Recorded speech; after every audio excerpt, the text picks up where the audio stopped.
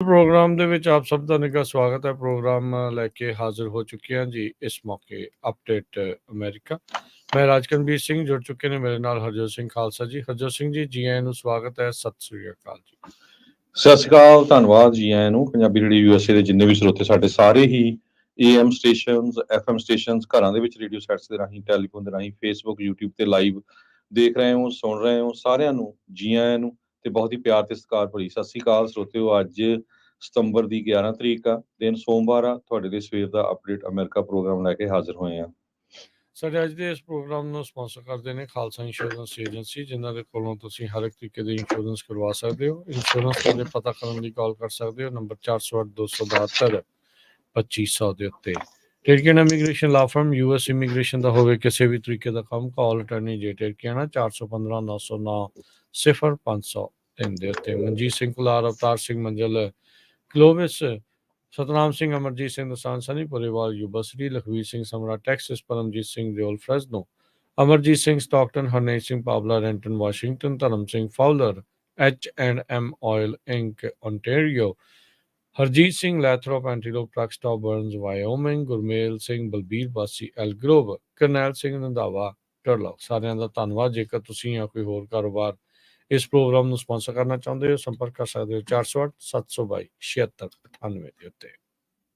ਜੀ ਅੱਜ ਦੀਆਂ ਖਬਰਾਂ ਵੱਲ ਆਈਏ ਤੇ ਉਸ ਤੋਂ ਪਹਿਲਾਂ ਅੱਜ ਦੇ ਦਿਨ 9/11 ਨੂੰ ਐਗਜ਼ੈਕਟਲੀ 2011 ਦੇ ਵਿੱਚ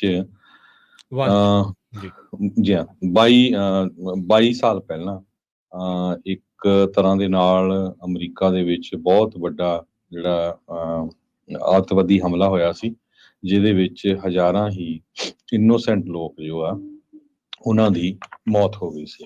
ਸੋ ਅੱਜ ਪੂਰੇ ਅਮਰੀਕਾ ਦੇ ਵਿੱਚ 9/11 ਦੇ ਨਾਮ ਦੇ ਉੱਤੇ ਐਨਵਰਸਰੀ ਆਬਜ਼ਰਵੈਂਸਿਸ ਕੀਤੀਆਂ ਜਾਂਦੀਆਂ ਹੈਗੀਆਂ। ਹਰ ਇੱਕ ਛੋਟੇ ਸ਼ਹਿਰ ਤੋਂ ਲੈ ਕੇ ਨਿਊਯਾਰਕ ਤੱਕ ਜਿੱਥੇ ਸਾਰਾ ਕੁਝ ਵਾਪਰਿਆ ਸੀ।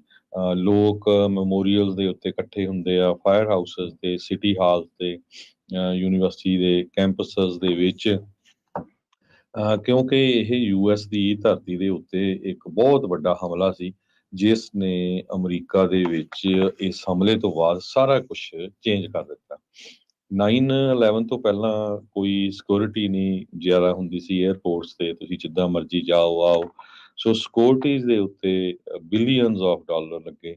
ਉਹ ਤੋਂ ਬਾਅਦ ਅਫਗਾਨਿਸਤਾਨ 'ਚ ਹਮਲਾ ਹੋਇਆ। ਕਿੰਨੇ ਸਾਲ ਅਮਰੀਕਾ ਅਫਗਾਨਿਸਤਾਨ ਦੇ ਵਿੱਚ ਰਿਹਾ। ਪ੍ਰੈਜ਼ੀਡੈਂਟ ਜੋ ਬਾਈਡਨ ਹੁਣਾਂ ਨੇ ਮਿਲਟਰੀ ਦਾ ਜੋ ਬੇਸ ਆ ਐਂਕਰੇਜ ਅਲਾਸਕਾ, ਉੱਥੇ ਪਹੁੰਚਣਾ ਸੀ।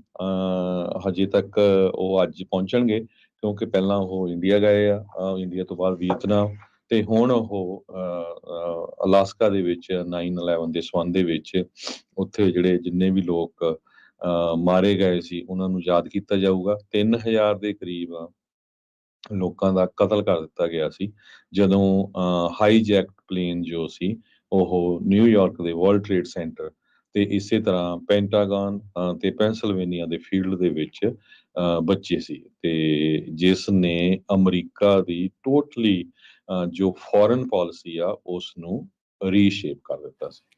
ਜੀ ਬਿਲਕੁਲ। ਸੋ 22 ਵਰੇ ਪਹਿਲਾਂ ਜੋ ਇਹ ਹਮਲਾ ਹੋਇਆ ਉਸਨੇ ਕੱਲਾ ਅਮਰੀਕਾ ਨਹੀਂ ਪੂਰੀ ਦੁਨੀਆ ਨੂੰ ਵੀ ਹਿਲਾ ਕੇ ਰੱਖ ਦਿੱਤਾ। ਬਹੁਤ ਸਾਰੇ ਜਿੱਦਾਂ ਤੁਸੀਂ ਕਿਹਾ ਵੀ ਜਿਹੜੇ ਚੇਂਜਿਸ ਆ, ਸੁਰੱਖਿਆ ਨੂੰ ਲੈ ਕੇ ਨਵੀਆਂ ਏਜੰਸੀਆਂ ਦਾ ਬਣਨਾ, ਇਹ ਸਾਰਾ ਕੁਛ ਉਸ ਤੋਂ ਬਾਅਦ ਦੇ ਵਿੱਚ ਹੋਇਆ। ਉਸ ਟਾਈਮ ਦੇ ਉੱਤੇ ਜਿਹੜੇ ਇਸਲਾਮਿਸਟ ਹਾਈਜੈਕਰ ਸੀਗੇ, ਜਿਨ੍ਹਾਂ ਦਾ ਸੰਬੰਧ ਅਲ-ਕਾਇਦਾ ਦੇ ਨਾਲ ਰਿਹਾ, ਜੋ ਕਿ ਉਸਾਮਾ ਬਿਨ ਲਾਦਨ ਜਿਸ ਦੀ ਅਗਵਾਈ ਕਰ ਰਿਹਾ ਸੀਗਾ, ਉਹ ਸਾਊਦੀ ਅਰੇਬੀਆ ਦੇ ਨਾਲ ਵੀ ਜਿਹੜੇ ਹੋਏ ਦੱਸੇ ਜਾਂਦੇ ਰਹੇ, ਉੱਥੋਂ ਜਿਹੜੇ ਉਹ ਆਏ ਸੀ। ਇਹਨਾਂ ਨੇ ਸਿੱਖਿਆ ਕਿੱਦਾਂ ਕਾਕਪਿਟ ਦੇ ਵਿੱਚ ਵੜਨਾ, ਜਹਾਜ਼ ਦੀ ਸਿਖਲਾਈ ਲਈ। ਕਹਿੰਦੇ ਵੀ ਉਸ ਟਾਈਮ ਦੇ ਉੱਤੇ ਜਦੋਂ ਸਿੱਖਦੇ ਵੀ ਰਹੇ ਕਈ ਗੱਲਾਂ, ਹੁਣ ਬਾਅਦ ਦੇ ਵਿੱਚ ਕਹਿੰਦੇ ਵੀ ਚੇਤਾ ਕਰਦੇ ਆ ਵੀ ਉਹ ਪੁੱਛਦੇ ਸੀ ਵੀ ਅੰਦਰ ਕਿੱਦਾਂ ਵੜਨਾ, ਜੇ ਅੰਦਰੋਂ ਲੌਕ ਹੋਵੇ ਫਿਰ ਕਿੱਦਾਂ ਜਿਹੜਾ ਉਹ ਕਰਨਾ। ਉਦੋਂ ਕਿਸੇ ਦੇ ਵੀ ਧਿਆਨ ਦੇ ਵਿੱਚ ਚੇਤਾ ਵੀ ਨਹੀਂ ਸੀਗਾ ਵੀ ਇਹ ਸਾਰਾ ਕੁਛ ਜਿਹੜਾ ਉਹ ਪਲਾਨ ਹੋ ਰਿਹਾ ਆ ਅੰਡਰ ਦੀਅਰ ਨੋਜ਼ਿਸ। ਕਹਿੰਦੇ ਆ ਵੀ ਇਹ ਸਾਰਾ ਕੁਛ ਵਾਪਰਿਆ, ਇਹ ਸਾਰਾ ਕੁਛ ਹੋਇਆ, ਜਿਸ ਤੋਂ ਬਾਅਦ ਦੇ ਵਿੱਚ ਉਹਨਾਂ ਨੇ ਕਈ ਮਹੀਨੇ ਸਾਲਾਂ ਦੀ ਆਪਣੀ ਜਿਹੜੀ ਤਿਆਰੀ ਤੋਂ ਬਾਅਦ 'ਚ ਇਹ ਹਮਲਾ ਕੀਤਾ। ਲੋਕਾਂ ਦੀਆਂ ਉਹ ਤਸਵੀਰਾਂ 100-100 ਮੰਜ਼ਿਲਾਂ ਤੋਂ ਜਿਹੜੀਆਂ ਉਹਨਾਂ ਨੇ ਛਾਲਾਂ ਜਿਹੜੀਆਂ ਕਈਆਂ ਨੇ ਮਾਰ ਦਿੱਤੀਆਂ। ਫਸਟ ਰਿਸਪੋਂਡਰ ਜਦੋਂ ਪਹਿਲਾ ਹਮਲਾ ਹੋਇਆ, ਪਹਿਲਾ ਜਹਾਜ਼ ਕਹਿੰਦੇ ਆ ਵੀ ਉਹ ਵੱਜਾ, ਤਾਂ ਉਹ ਦੂਜੇ ਵਾਲੇ ਪਾਸੇ ਵਾਲੇ ਨਿਕਲ ਰਹੇ ਸੀ, ਫਸਟ ਰਿਸਪੋਂਡਰ ਪਹੁੰਚੇ, ਪਰ ਨਾਲ ਹੀ ਜਿਹੜਾ ਦੂਜਾ ਜਹਾਜ਼ ਆ ਦੂਜੇ ਪਾਸੇ ਵਾਲੀ ਬਿਲਡਿੰਗ ਦੇ ਵਿੱਚ ਜਿਹੜੇ ਟਵਿਨ ਟਾਵਰ ਸੀਗੇ ਦੋਨਾਂ 'ਚ ਵੱਜਾ, ਤੇ ਉਹ ਬਾਅਦ ਦੇ ਵਿੱਚ ਬਿਲਡਿੰਗਸ ਜਿਹੜੀਆਂ ਉਹ ਢਹਿ ਗਈਆਂ। ਆਲਦੋ ਇਹਦੇ ਨਾਲ ਬਹੁਤ ਸਾਰੀਆਂ ਹੋਰ ਕੌਨਸਪੀਰੇਸੀ ਥਿਊਰੀਜ਼, ਕਈ ਥਿਊਰੀਜ਼ ਵੀ ਜਿਹੜੀਆਂ ਆ ਉਹ ਜੁੜਦੀਆਂ ਰਹੀਆਂ ਆ, ਗੱਲਾਂ ਜਿਹੜੀਆਂ ਉਹ ਚੱਲਦੀਆਂ ਰਹੀਆਂ ਆ। ਵੀ ਕਈ ਕਹਿੰਦੇ ਰਹੇ ਵੀ ਇੱਥੋਂ ਥੱਲੋਂ ਜਿਹੜਾ ਸੋਨਾ ਹੁੰਦਾ ਸੀ ਉਹ ਕੱਢ ਲਿਆ ਗਿਆ ਪਹਿਲਾਂ। ਕਈ ਜਿਹੜੇ ਇੱਕ ਖਾਸ ਵਰਗ ਦੇ ਲੋਕ ਆ ਉਹ ਛੁੱਟੀ ਤੇ ਸੀਗੇ। ਕਈ ਜਿਹੜੇ ਕਈਆਂ ਨੇ ਤਾਂ ਇੱਥੋਂ ਤੱਕ ਵੀ ਜਿਹੜਾ ਉਹ ਆਖਿਆ ਵੀ ਇਹ ਜਹਾਜ਼ ਨਹੀਂ, ਇਹ ਮਿਜ਼ਾਈਲ ਹੋ ਸਕਦਾ ਆ। ਇਹ ਇੱਕ ਡੈਟੋਨੇਸ਼ਨ ਕਹਿੰਦੇ ਆ ਵੀ ਇਹ ਹੋਈ ਆ, ਕਿਉਂਕਿ ਬਿਲਡਿੰਗ ਇੱਦਾਂ ਸਿੱਧੀ ਥੱਲੇ ਡਿੱਗ ਨਹੀਂ ਸਕਦੀ, ਕਿਉਂਕਿ ਬਹੁਤ ਸਾਰੀਆਂ ਕੌਨਸਪੀਰੇਸੀ ਥਿਊਰੀਆਂ ਨੇ ਵੀ ਇਸ ਤੋਂ ਬਾਅਦ ਦੇ ਵਿੱਚ ਆਟੋਮੈਟਿਕਲੀ ਜਨਮ ਲਿਆ। ਸੋ 3000 ਤੋਂ ਵੱਧ ਲੋਕਾਂ ਦੀ ਮੌਤ ਜਿਹੜੀ ਆ ਉਹ ਇਸ ਦੇ ਵਿੱਚ ਹੋਈ, ਤੇ ਬਹੁਤ ਕੁਛ ਜਿਹੜਾ ਆ ਇਸ ਨੇ ਜਿਹੜਾ ਤਬਦੀਲ ਕਰ ਦਿੱਤਾ। ਪਰ ਅੱਜ ਮੁਲਕ ਦੇ ਵੱਖ-ਵੱਖ ਹਿੱਸਿਆਂ ਦੇ ਵਿੱਚ ਇੱਥੋਂ ਤੱਕ ਕਿ ਦੁਨੀਆ ਭਰ ਦੇ ਵਿੱਚ ਜਿੱਥੇ ਜਿੱਥੇ ਵੀ ਅਮਰੀਕੀ ਹੈਗੇ ਨੇ, ਉਹ ਅੱਜ ਦੇ ਇਸ ਦਿਨ ਨੂੰ ਉਹਨਾਂ ਸਾਰੇ ਹੀ ਲੋਕਾਂ ਨੂੰ ਸ਼ਰਧਾਂਜਲੀ, ਉਹਨਾਂ ਵਿਕਟਮਸ ਨੂੰ ਜਿਹੜੀ ਸ਼ਰਧਾਂਜਲੀ ਭੇਂਟ ਕਰ ਰਹੇ ਨੇ। ਜੀ, ਵਾਈਸ ਪ੍ਰੈਜ਼ੀਡੈਂਟ ਕਮਲਾ ਹੈਰਿਸ ਉਹਨਾਂ ਨੇ ਹੋਰ ਡਿਗਨਿਟਰੀਜ਼ ਨਾਲ ਰਲ ਕੇ ਜੋ ਸੈਰੇਮਨੀ ਹੁੰਦੀ ਆ ਸਤੰਬਰ 11 2001 ਦੇ ਸੰਬੰਧ ਦੇ ਵਿੱਚ ਮੈਮੋਰੀਅਲ ਪਲਾਜ਼ਾ ਜੋ ਹੈਗਾ ਉੱਥੇ ਉਹਨਾਂ ਨੇ ਆਪਣੀ ਹਾਜ਼ਰੀ ਭਰੀ ਹੈਗੀ ਆ। ਤੇ ਪ੍ਰੈਜ਼ੀਡੈਂਟ ਜੋ ਬਾਈਡਨ ਹੁਣੀ ਮੈਂ ਤੁਹਾਨੂੰ ਦੱਸਿਆ ਹੀ ਆ ਵੀ ਅਲਾਸਕਾ ਦੇ ਵਿੱਚ ਉਹ ਇਹਨਾਂ ਸਾਰਿਆਂ ਨੂੰ ਯਾਦ ਕਰਨਗੇ। ਤੇ ਕਹਿੰਦੇ ਵੀ ਜਦੋਂ ਤੋਂ ਹੀ 9/11 ਹੋਇਆ ਉਸ ਤੋਂ ਬਾਅਦ ਹਰ ਇੱਕ ਪ੍ਰੈਜ਼ੀਡੈਂਟ ਉਸ ਲੋਕੇਸ਼ਨ ਦੇ ਉੱਤੇ ਜਿਹੜਾ ਨਿਊਯਾਰਕ ਆ ਪਹੁੰਚਦਾ ਰਿਹਾ। ਕਈ ਵਾਰੀ ਜਾਰਜ ਡਬਲਯੂ ਬੁਸ਼ ਪ੍ਰੈਜ਼ੀਡੈਂਟ ਤੇ ਪ੍ਰੈਜ਼ੀਡੈਂਟ ਓਬਾਮਾ, ਇਹਨਾਂ ਨੇ ਵਾਈਟ ਹਾਊਸ ਦੇ ਲੌਨਸ ਦੇ ਵਿੱਚ ਵੀ ਜੋ ਇਸ ਸਾਰਿਆਂ ਨੂੰ ਸ਼ਰਧਾਂਜਲੀ ਦਿੱਤੀ ਹੈਗੀ ਆ। ਫਸਟ ਲੇਡੀ ਜਿਲ ਬਾਈਡਨ ਅੱਜ 9/11 ਵਾਲੇ ਮੈਮੋਰੀਅਲ ਦੀ ਜਗ੍ਹਾ ਤੇ ਪਹੁੰਚਣਗੇ, ਪਰ ਪ੍ਰੈਜ਼ੀਡੈਂਟ ਜੋ ਬਾਈਡਨ ਜੋ ਆ ਉਹ ਅਲਾਸਕਾ ਦੇ ਵਿੱਚ ਜਿਹੜੇ ਆ ਉਹਨਾਂ ਨੂੰ ਯਾਦ ਕਰਨਗੇ। ਜੀ, ਪ੍ਰੈਜ਼ੀਡੈਂਟ ਬਾਈਡਨ ਬੀਤੇ ਦਿਨਾਂ ਦੇ ਵਿੱਚ ਵੀਕਐਂਡ ਦੇ ਉੱਤੇ ਦਿੱਲੀ ਤੋਂ ਬਾਅਦ 'ਚ ਹਨੋਈ ਵੀਅਤਨਾਮ ਤੋਂ ਹੁੰਦੇ ਹੋਏ ਵਾਪਸ ਜਿਹੜੀ ਉਹ ਪਰਤ ਰਹੇ ਆ, ਤੇ ਉਹ ਕਹਿੰਦੇ ਵੀ ਇੱਕ ਤੂਫਾਨੀ ਦੌਰਾ ਉਹਨਾਂ ਨੇ ਕੀਤਾ ਇਹਨਾਂ ਦੋਨਾਂ ਹੀ ਮੁਲਕਾਂ ਦਾ। ਕਾਫੀ ਅਹਿਮ ਮੀਟਿੰਗਾਂ ਹੋਈਆਂ, G20 ਦੀ ਮੀਟਿੰਗ ਉੱਥੇ ਹੋ ਰਹੀ ਸੀਗੀ। ਸੋ ਉੱਥੇ ਵੀ ਬਹੁਤ ਕੁਛ ਜਿਹੜਾ ਉਹ ਵਾਪਰਿਆ। ਆਪਾਂ ਖਬਰਾਂ ਦੇ ਵਿੱਚ ਇਹ ਤੋਂ ਪਹਿਲਾਂ ਵੀ ਤੇ ਬਾਅਦ ਦੇ ਵਿੱਚ ਸ਼ਾਮ ਦੇ ਵਿੱਚ ਵੀ ਜਿਹੜਾ ਉਹਦੇ ਬਾਰੇ ਆਪਾਂ ਚਰਚਾ ਜਿਹੜੀ ਉਹ ਕਰਨੀ ਆ, ਤੁਹਾਨੂੰ ਜਿਹੜਾ ਉਹ ਦੱਸਾਂਗੇ। ਬਾਕੀ ਇਵੈਂਚੁਅਲੀ ਜਿਹੜਾ ਉਹ ਦੱਸੀ ਜਿਹੜਾ ਉਹ ਜਾ ਰਹੇ ਹੈਗੇ ਆ। ਤੇ ਇਹ ਜਿਹੜਾ ਹੁਣ ਹਰਜੋਤ ਸਿੰਘ ਜੀ ਇਹ ਜੇ ਰਾਸ਼ਟਰਪਤੀ ਬਾਈਡਨ ਹੁਣਾਂ ਦੀ ਇਹਨਾਂ ਦੀ ਦੋ ਜਿਹੜੀ ਇਹ ਦੌਰੇ ਆ ਉਸ ਦੇ ਉੱਤੇ ਜੇ ਗੱਲ ਕਰਦੇ ਜਾਈਏ, ਤਾਂ ਉਹਨਾਂ ਨੇ ਚਾਈਨਾ ਨੂੰ ਮੁੱਖ ਰੱਖ ਕੇ ਜਿਹੜਾ ਆ ਉਹ ਆਪਣੇ ਮੇਨ ਬਿਆਨ ਜਿਹੜੇ ਉਹ ਦਿੱਤੇ। ਉਹਨਾਂ ਨੇ ਇਹ ਦਰਸਾਉਣ ਦੀ ਕੋਸ਼ਿਸ਼ ਕੀਤੀ ਵੀ ਜੇ ਤੁਸੀਂ ਸਾਡੇ ਨਾਲ ਸੰਬੰਧ ਰੱਖਦੇ ਆ ਅਮਰੀਕਾ ਦੇ ਨਾਲ, ਤਾਂ ਤੁਹਾਡੇ ਲਈ ਇਹ ਬਿਹਤਰ ਹੋਊਗਾ ਵੀ US ਇੱਕ ਰਿਲਾਇਬਲ, ਇਹ 'ਤੇ ਵਿਸ਼ਵਾਸ ਕੀਤਾ ਜਾ ਸਕਦਾ ਤੇ ਭਰੋਸੇਯੋਗ ਇੱਕ ਪਾਰਟਨਰ ਆ ਚਾਈਨਾ ਦੇ ਨਾਲੋਂ, ਬੀਜਿੰਗ ਦੇ ਨਾਲੋਂ। ਉਹਨਾਂ ਨੇ ਆਪਣੇ ਬਿਆਨ ਦੇ ਵਿੱਚ ਕਿਹਾ ਵੀ ਕਹਿੰਦੇ ਵੀ ਮੈਂ ਚਾਈਨਾ ਨੂੰ ਕੰਟੇਨ ਨਹੀਂ ਕਰਨਾ ਚਾਹੁੰਦਾ, ਪਰ ਮੈਂ ਇਹ ਜ਼ਰੂਰ ਮੇਕ ਸ਼ੋਰ ਕਰਨਾ ਚਾਹੁੰਦਾ ਆ ਵੀ ਜਿਹੜਾ ਸਾਡਾ ਸੰਬੰਧ ਆ ਚਾਈਨਾ ਦੇ ਨਾਲ ਉਹ ਅੱਗੇ ਜਿਹੜਾ ਆ ਉਹ ਹੋਰ ਵਧੇ। ਅਸੀਂ ਆਪਣੇ ਇਹਨਾਂ ਤਾਕਤਾਂ ਨੂੰ ਸਟਰੈਂਥ ਮਜ਼ਬੂਤ ਜਿਹੜਾ ਆ ਉਹ ਜ਼ਰੂਰ ਕਰਨਾ ਚਾਹੁੰਦੇ ਆ। ਸੋ ਕਹਿੰਦੇ ਵੀ ਇਹ ਜਿਹੜਾ ਟ੍ਰਿਪ ਆ ਇਹ ਇਸੇ ਹੀ ਖਾਤਰ ਜਿਹੜਾ ਉਹ ਕੀਤਾ ਜਾ ਰਿਹਾ ਹੈਗਾ ਆ। ਤੇ ਕਹਿੰਦੇ ਵੀ ਇੰਡੀਆ ਜਿਹੜਾ ਹੁਣ ਕੋਆਪਰੇਟ ਕਰ ਰਿਹਾ ਆ US ਦੇ ਨਾਲ, ਉਹ ਨਜ਼ਦੀਕ ਜਿਹੜਾ ਉਹ ਆ ਰਿਹਾ ਆ। ਤੇ ਮੈਂ ਇਹ ਵੀ ਚਾਹੁੰਦਾ ਆ, ਹੈਨੋਈ 'ਚ ਬੋਲਦੇ ਹੋਏ ਕਿਹਾ ਵੀ ਵੀਅਤਨਾਮ ਵੀ ਚੀਨ ਅਮਰੀਕਾ ਦੇ ਨਾਲ ਜਿਹੜਾ ਆ ਉਹ ਜ਼ਿਆਦਾ ਕਲੋਜ਼ ਹੋਵੇ। ਚਾਈਨਾ ਨੂੰ ਕੰਟੇਨ ਕਰਨ ਬਾਰੇ ਜਿਹੜਾ ਨਹੀਂ ਹੈਗਾ। 1-2 ਪੈਰਾਗ੍ਰਾਫਾਂ 'ਚ ਇਹਨਾਂ ਨੇ ਬਾਰ-ਬਾਰ ਇਸ ਚੀਜ਼ ਨੂੰ ਦੁਹਰਾਇਆ ਵੀ ਉਹ ਚਾਈਨਾ ਨੂੰ ਕੰਟੇਨ ਨਹੀਂ ਕਰਨਾ ਚਾਹੁੰਦੇ ਹੈਗੇ। ਸੋ ਹੁਣ ਦੇਖੋ ਅੱਗੇ ਕੀ ਹੁੰਦਾ ਆ, ਕੀ ਲੋਕਾਂ ਨੇ, ਬਾਕੀ ਮੁਲਕਾਂ ਨੇ ਇਹਨਾਂ ਦੀ ਇਸ ਨੂੰ ਮੰਨਿਆ ਆ ਜਾਂ ਨਹੀਂ ਮੰਨਿਆ, ਇਹ ਹੁਣ ਦੇਖਣ ਵਾਲੀ ਗੱਲ ਰਹੇਗੀ। ਜੀ ਬਿਲਕੁਲ। ਪਰ ਇੰਡੀਆ ਦਾ ਜਿਹੜਾ ਆ ਬਾਹਲਾ ਜ਼ਿਕਰ ਨਹੀਂ ਹੋਇਆ, ਹਾਲਾਂਕਿ ਆ ਕੇ ਉਹਨਾਂ ਨੇ ਪ੍ਰੈਸ ਕਾਨਫਰੰਸ ਵੀ ਵੀਅਤਨਾਮ ਦੇ ਵਿੱਚ ਹੀ ਕੀਤੀ ਆ।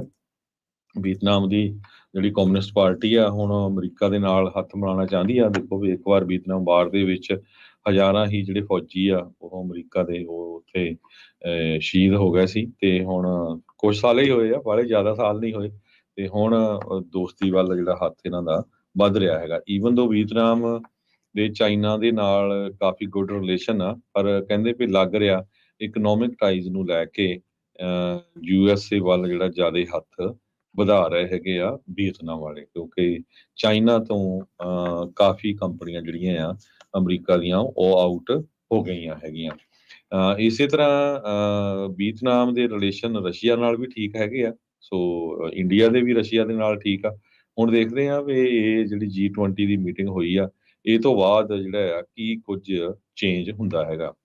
US ਤੇ ਵੀਅਤਨਾਮ ਦੇ normal diplomatic relation president bill Clinton ਦੇ ਸਮੇਂ ਤੇ ਹੋਈ ਸੀ 1995 ਦੇ ਵਿੱਚ, ਜੀ ਤੇ ਫਿਰ ਪ੍ਰੈਜ਼ੀਡੈਂਟ ਬਰਾਕ ਓਬਾਮਾ ਨੇ 2013 ਦੇ ਵਿੱਚ ਉਹਨਾਂ ਦੇ ਜਿਹੜੇ ਰਿਲੇਸ਼ਨ ਆ ਉਹਨਾਂ ਨੂੰ ਹੋਰ ਜ਼ਿਆਦਾ ਸਟਰੋਂਗ ਕੀਤਾ, ਤੇ ਹੁਣ ਜੋ ਪ੍ਰੈਜ਼ੀਡੈਂਟ ਜੋ ਬਾਈਡਨ ਹੋਣੀ ਆ ਉਹ ਉਹਨਾਂ ਨੇ ਜਾ ਕੇ ਜਿਹੜਾ ਹੱਥ ਆ ਪੂਰੀ ਜਿਹੜਾ ਅੱਗੇ ਵਧਾਇਆ ਸੀ, ਉਹਨੂੰ ਆਪਾਂ ਕਹਿ ਸਕਦੇ ਹੁਣ ਜੱਫੀ ਪਾ ਲਈ ਹੈਗੀ ਆ।